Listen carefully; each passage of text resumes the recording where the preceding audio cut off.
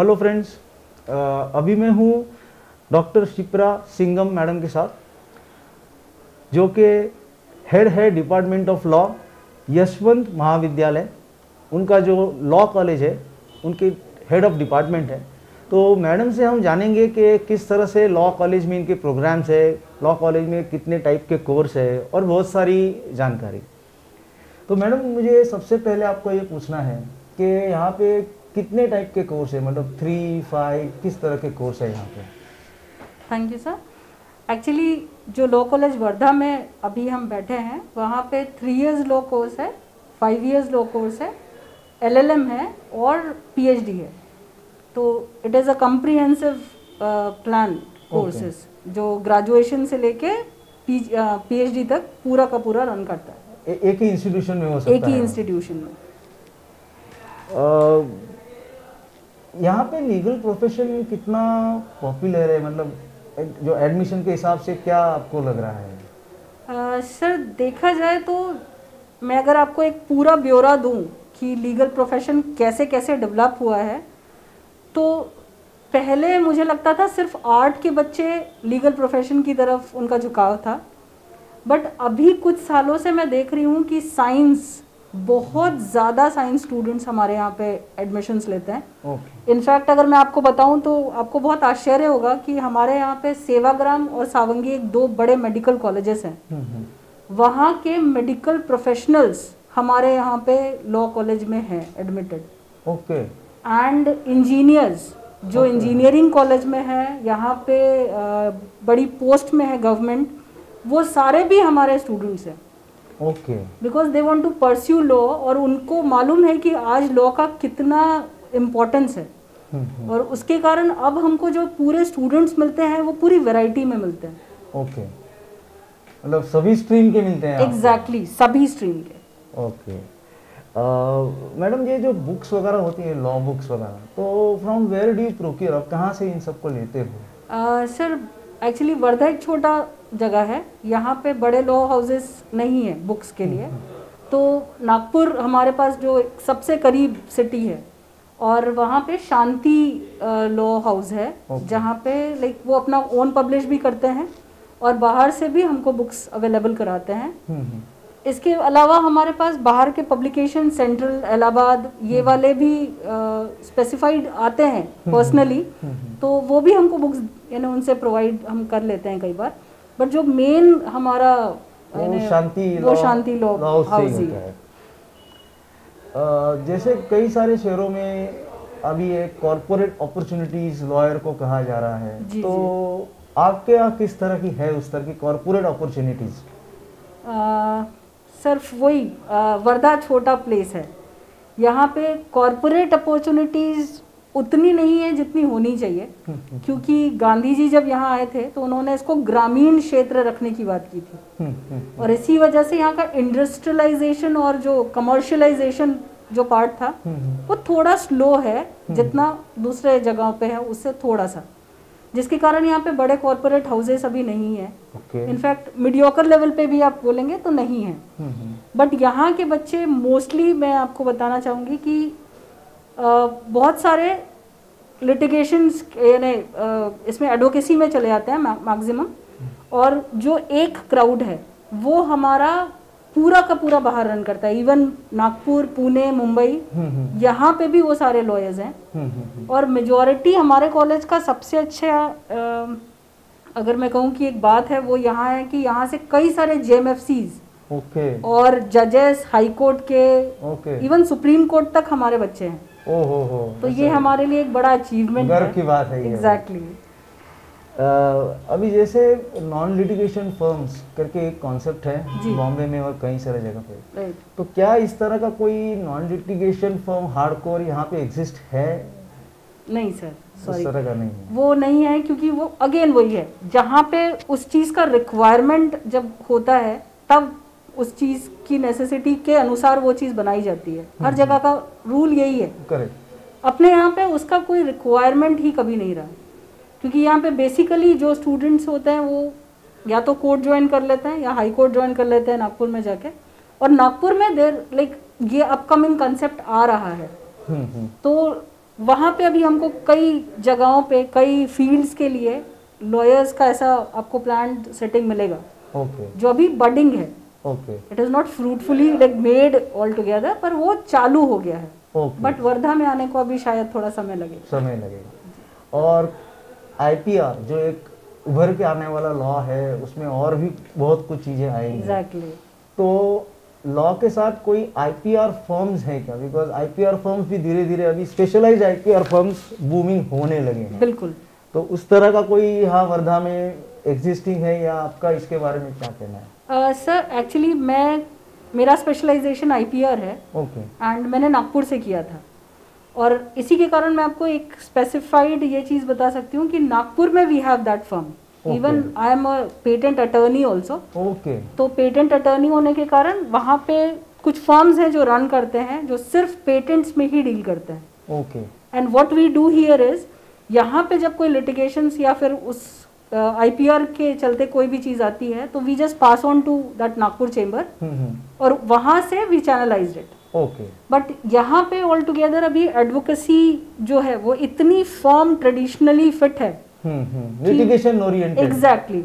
तो आईपीआर पे केसेस अपने पास है वर्धा में, ट्रेडमार्क्स के लिए, इवन कॉपीराइट के लिए आया, पेटेंट्स के लिए है, आ रहे हैं केसेस। कुछ 5-10 सालों में तो बहुत केसेस उभर के आए हैं। पहले तो केसेस थे ही नहीं यहाँ पे, पर उसके हिसाब से भी आईपीआर पे फोकस जितना होना चाहिए वर्धा में कम है। ओके। बट अपने पास क्योंकि एलएलएम में एक स्पेशलाइज्ड फील्ड भी आईपीआर की है, तो we almost every year get people, like हमारे पास हर साल स्टूडेंट्स हैं आईपीआर के लिए, जिनको यहाँ से हम वीपो के थ्रू या तो फिर हमारे लॉ फर्म्स के थ्रू हम उनको प्लेस करने की कोशिश करते हैं। ओके। और लाइक डायरेक्टली इनडायरेक्टली हम नागपुर से ही चैनलाइज होते हैं फिर। ओके। अभी एक क्वेश्चन शायद जो बहुत स्टूडेंट जिनको यहाँ आना होगा उनके लिए बहुत इंटरेस्टिंग होगा जी, कि अटेंडेंस, तो इसका कैसा है आपके यहाँ पे? सर मॉरली मैं बोलने जाऊँ तो अटेंडेंस 75% कंपल्सरी अटेंडेंस होती है। बट मैं आपको ये भी बताना चाहूँगी कि 3 इयर्स स्पेशली हमारे पास जो कोर्स है उसमें मैक्सिमम स्टूडेंट्स जो हैं वो या तो जॉब्स में हैं, या तो बाहर कहीं प्लेस्ड हैं, या फिर किसी वजह से कुछ उनके अटेंडेंस के इश्यूज होते हैं। तो we have segregated that part. और हमने ये रखा हुआ है कि उनकी एटलीस्ट हमको 50% तक अटेंडेंस भी अगर आ जाती है या 45-50%, still we take care of it. But जो हमारे जितने नॉर्म्स हैं, फॉर एग्जांपल हमारे सेशनल्स होते हैं, हमारे प्रैक्टिकल्स हैं, हमारे जो इन हाउस एक्टिविटीज़ हैं, उनके लिए उनको आके प्रेजेंट रहना पड़ता है। और जो आपके 5 इयर्स के लॉ स्टूडेंट हैं जी, जो समझो 2 या 3 साल के बाद धीरे धीरे वो इंटर्नशिप करना चालू करते हैं। एग्जैक्टली। तो उनको थोड़ा सा कोई सहूलियत होती है मतलब not in attendance but may be कई जगह पे ऐसा है कि चलो लास्ट लेक्चर आप नहीं आओ तो चलो, लेकिन पूरा मतलब 7 से 11 का है तो you can be free by 10, but ऐसा कुछ है? सर मैं उसके लिए कॉलेज का एक टाइमिंग जो है हमारा, उसकी जिम्मेदारी देती हूँ, क्योंकि हमारा जो कॉलेज का टाइमिंग है वो आफ्टरनून है। ओह। तो आफ्टरनून टाइमिंग होने के कारण it is very convenient for students कि वो मॉर्निंग में अपना ऑफिस ज्वाइन कर लें, केसेस एक आदि उनको करनी है, देखनी है, वो कर लें, and then they can come down. तो इसीलिए हम अपनी तरफ से अगर किसी को कोई सहूलियत लगती है तो we try to provide them, but timings की वजह से हमें वो बहुत कम फेस करना होता है। नहीं, but I think it's a very good thing no that starting half a student can go to the court, sit there and then come to the, so दोनों। क्योंकि सर मॉर्निंग हमारा फ्री होने के कारण हमें बहुत सारे फायदे भी हैं। फॉर एग्जांपल जैसे अगर हमको कुछ विजिट्स अरेंज करनी है मॉर्निंग के लिए, तो हम वो सारी विजिट्स अरेंज कर सकते हैं। पुलिस स्टेशन हो गया, जेल विजिट्स हो गया, तो उसके कारण हमारा करिकुलम डिस्टर्ब नहीं होता है। जो एवरीडे टीचिंग है वो हमारी पूरी प्लान वैसे ही चलती है, और मॉर्निंग आवर्स में हम ये सारा शेड्यूल अपना कंप्लीट कर लेते हैं। ओके। अभी मूट कोर्ट जी, इसके बारे में आपके यहाँ कैसे चलता है? मतलब I want to know in both, एक जो आप करते हो और आपके यहाँ के बच्चे कंपटीशन को भेजते हैं। एग्जैक्टली सर, मूट कोर्ट एक बहुत ज़रूरी आयाम है, एक बहुत ज़रूरी चीज़ हो गई है जो अभी स्टूडेंट्स के लिए एक रिक्वायरमेंट है। हम उससे प्रैक्टिकली बच्चों को तैयार करते हैं यही कि वो बाहर क्या फेस करने वाला है। एक्चुअली करिकुलम में ही फाइनल ईयर स्टूडेंट्स के लिए इट इज़ कंपलसरी। वो फाइनल ईयर स्टूडेंट्स को there is a practical part of moot court जिसमें वो कंपलसरीली ही है। तो हम उसके लिए हमने एक्स्ट्रा कोई प्रोविज़न नहीं रखी है कि आपको फाइनल में ही करना है। इट इज़ लाइक अब हमारा जो शेड्यूल है उसमें फर्स्ट ईयर ऑनवर्ड्स हम मूट कोर्ट के लिए बच्चों को बैठाते हैं, यानी जब फाइनल ईयर का मूट कोर्ट होता है even we like encourage them कि आप बाहर जाइए कॉम्पिटिशन्स में, वी हेल्प देम आउट। हम उनका एक पूरा का पूरा टीम बनाए हुए हैं। Even we have a team of advocates who work out for them. वो सारा मिलके उनका मॉड्यूल्स बनाना, उनका सारा उनको हेल्प करना, प्रैक्टिस लेना, एवरीथिंग हम यहाँ करते हैं and then we send them to the colleges. Okay, now law college का सबसे अहम हिस्सा होता है उसकी लाइब्रेरी, तो उसके बारे में कुछ बताइए आप। सर हमारे पास वर्धा छोटा शहर, मैं जो आपको हर बार कह रही हूँ, उसके बावजूद हमारे पास लाइब्रेरी सबसे रिच है। ओहो। और मैं ये रिच इसलिए कह रही हूँ क्योंकि हमारे इंडिविजुअली हमारे पास वो जो पूरी लाइब्रेरी आप देखेंगे वो 2 पार्ट में डिवाइडेड है। एक है जिसमें पूरे कॉलेज की लाइब्रेरी है क्योंकि हमारा पूरा college art science commerce mix है, प्लस हमारे पास एडवोकेट बापट सर थे जो यहाँ के सीनियर लॉयर थे और उनकी हमको पूरी लाइब्रेरी उन्होंने अपनी डोनेट की आफ्टर हिज डेथ। तो वो पूरा एक स्पेशल उनका रूम बनाया गया है जहाँ उनकी पूरी लाइब्रेरी है। वहाँ स्टूडेंट्स के लिए अरेंजमेंट की जाती है। वहाँ पे कई सारे लॉयर्स इनफैक्ट उनको जो रेफरेंस कॉपीज चाहिए वो लेके जाते हैं। इवन कोर्ट हमसे कई बार उसके लिए हेल्प मांगता है रेफरेंस बुक के लिए। एग्जैक्टली। तो कोर्ट हमारे यहाँ से लाइब्रेरीज अवेल करता है, तो आप समझ सकते हैं कि हमारे पास कितनी रिच लाइब्रेरी होगी। एक आखिरी सवाल आपको मैडम पूछना चाहूँगा कि as a department head, as doctorate आप खुद हैं, एक लॉ स्टूडेंट्स के लिए आप क्या एक मैसेज देना चाहोगे? सर मैं ये मैसेज शायद जब से मैं लॉ पढ़ के आई हूँ मैं रेगुलरली दे रही हूँ और शायद मैं आज भी वही देना चाहूँगी। मुझे लगता है कि सारे प्रोफेशन जब आप देखते हैं, मुझे लाइक मैं पार्शल होके नहीं बात करना चाहती हूँ, बट अगर जब आप माइन्यूटली सारे प्रोफेशन को देखें तो लॉ एक अकेला ऐसा प्रोफेशन है जिसको आप किसी में से निकाल नहीं सकते।